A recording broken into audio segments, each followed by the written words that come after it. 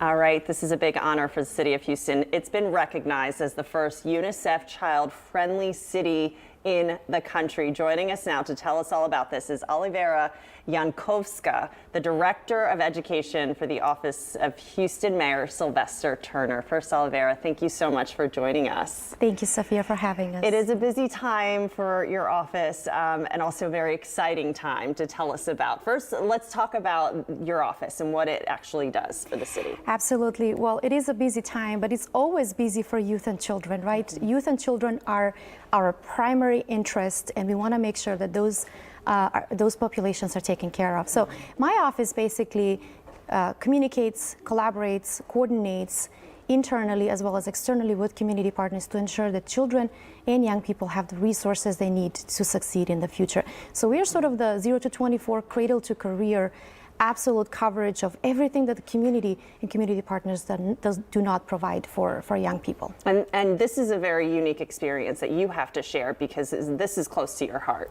Correct. So I come from an underprivileged background. I'm an immigrant from a developing country. I grew up with very scarce resources. So for me, understanding that past and understanding that I didn't have voice when I grew up. The only real pathway for me was education and really getting involved in the community. Similarly, our mayor, Mayor Sylvester Turner, comes from a very underprivileged background as well, 1 out of 9 kids.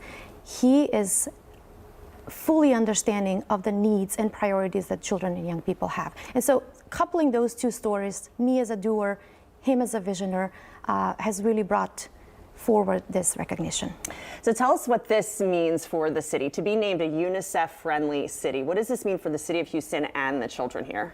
Well, right, so this is the big recognition, right? This is the diploma, and so we've graduated, right? This is we've completed a set of requirements that UNICEF has put forward for us, and we are very grateful for their technical assistance because they are the only children's organization that can provide that kind of a technical assistance. But really, what does it mean is that young people's voices, priorities, and needs are incorporated internally within the city as well as externally with our community partners.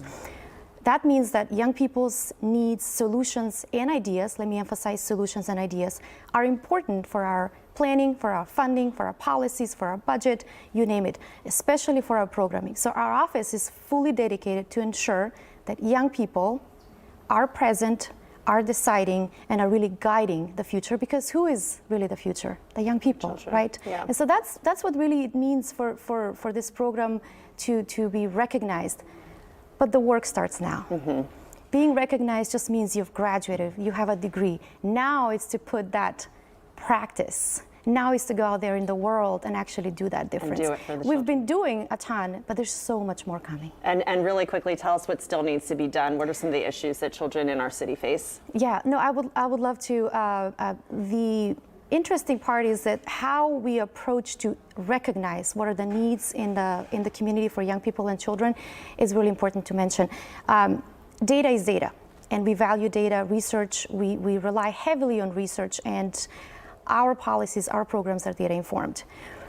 But sometimes data is not really enough to tell us the color of the issues that young people are experiencing. So for example, we know that the Houston Educational Research Consortium within the Kinder Institute identified that 1/3 of Houstonian children have some kind of a mental anxiety or some kind of a mental issue.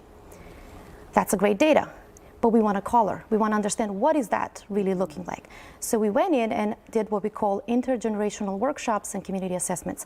That's when we put it together all these community members, all of these service providers with youth on the table, where community members are listening and young people are telling us what's the problem. Yeah. And what we discovered is that mental health, yes, it is important, but there's solutions that young people have. And so there's many, many examples. The same thing with financial literacy and education. We discovered that a lot of first-time earners actually don't have bank accounts, and they end up with financial troubles.